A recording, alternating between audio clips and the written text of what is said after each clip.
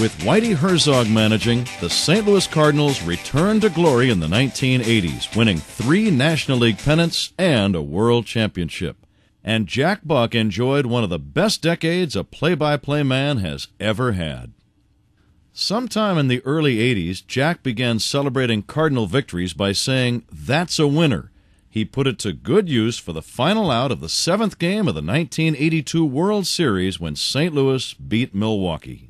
Suter from the belt to the plate. A swing and a miss, and that's a winner! That's a winner! A World Series winner for the Cardinals! In 1985, after Ozzie Smith's homer, which we heard earlier featuring Jack Buck's unforgettable call, the Cardinals needed one more win to reach the World Series. In Game 6 of the NLCS, the Redbirds were down by a run in the 9th inning, but they had 2 men on base and slugger Jack Clark batting. Clark was facing the same Dodger pitcher who gave up Ozzie Smith's home run, the star-crossed Tom Niedenfuer. The Dodger right-hander is set, and here's his pitch to Jack Clark. Swing and a long one into left field. Adios, goodbye, and maybe that's a winner. A 3-run homer by Clark. And the Cardinals lead by the score of 7-5, and they may go to the World Series on that one, folks.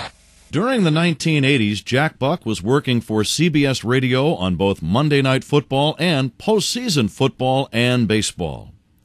The 1986 World Series was staged between the New York Mets and the Boston Red Sox. Bill Buckner played 22 years in the big leagues. He was an accomplished ball player, a batting champion who amassed over 2,700 hits. But it seems like he will be remembered for only one defensive lapse. Here's Jack Buck's version of the final play of Game 6 of the '86 World Series. Here's the pitch to Mookie Wilson. Winning run at second. Ground ball to first. It is a run, an error. An error by Buckner. The winning run scores. The Mets win it 6-5 with 3 in the 10th. The ball went right through the legs of Buckner, and the Mets, with 2 men out and nobody on, have scored 3 times to bring about a 7th game, which will be played here tomorrow night. Folks, it was unbelievable. In the summer of 1987, Jack Buck received the ultimate honor for a baseball announcer. He was inducted into the broadcaster's wing of the Baseball Hall of Fame in Cooperstown, New York. Here is a slice of his acceptance speech. I was here twice previously, when Stan Musial was inducted, and when Bob Gibson was inducted. And I had the pleasure of knowing the late Ford Frick.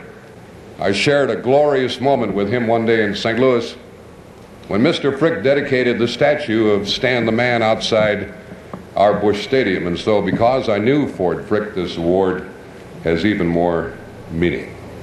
I have 8 healthy, wonderful kids, and I wish they'd stand if I can remember their names. Beverly, Jack, Chris, Bonnie, Dan, and Betsy. Down there in front, there's 6 of them. There's something. And I'd like to acknowledge their mother, Alice. And down in front, Joe and Julie. And Joe wants to be a broadcaster, and my wife, Carol, who holds all of this together for me. I have the #1 job in baseball. Not the #1 job in broadcasting, but the #1 job in baseball. I don't want to be belligerent about it, but I kind of think, Mr. Steinbrenner and others, that St. Louis is not only the heartland of America, but the best baseball city in the United States. Boo me if you want. Go ahead. That's what baseball's all about.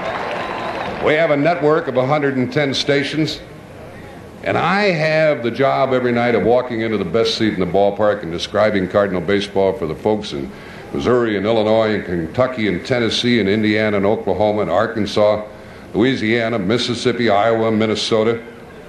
The thing that happened when they told me about this Ford Frick Award, all of my family, all of my friends and the Cardinal fans told me that they were proud of me. And that made me so proud to have done what I've been able to do, lucky as I have been. The biggest kick I get is to communicate with those who are exiled from the game. In hospitals, homes, prisons, those who have seldom seen a game, some who can't travel to the game, those who are blind. And after all of these years, I realize that my energy comes from the people at the other end. The game has kept me young, involved, and excited.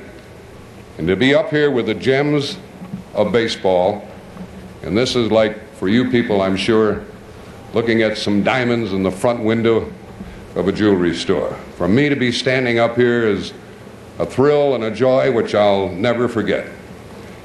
Even though I've been doing it for so long, you know what I miss? I miss not being with my ball club and not being involved in that doubleheader today. So when I am able to digest what has transpired here this weekend, and Tuesday night walk up into the booth, have the best seat in the house, and broadcast for a team which has a pretty fair chance of winning this year, I want the Cardinal fans to know when they hear me that I am humble, happy, and very grateful. Thank you. Jack would eventually become a member of 11 Halls of Fame, including the Radio Hall of Fame in 1995 and the Pro Football Hall of Fame in 1996. If Jack's call of Ozzie Smith's homer is one of the best calls ever made, and I know it is, his call of Kirk Gibson's shocking home run in the 1988 World Series also ranks among the greatest. Gibson was injured and not expected to play in Game 1 for the Los Angeles Dodgers against the Oakland A's. But he limped off the bench to pinch hit in the bottom of the ninth inning against Dennis Eckersley with a man on and the Dodgers down by a run. What transpired was truly startling. We have a big 3-2 pitch coming here from Eckersley. Gibson swings and a fly ball to deep right field. This is going to be a home run. Unbelievable! A home run for Gibson. And the Dodgers have won the game 5-4.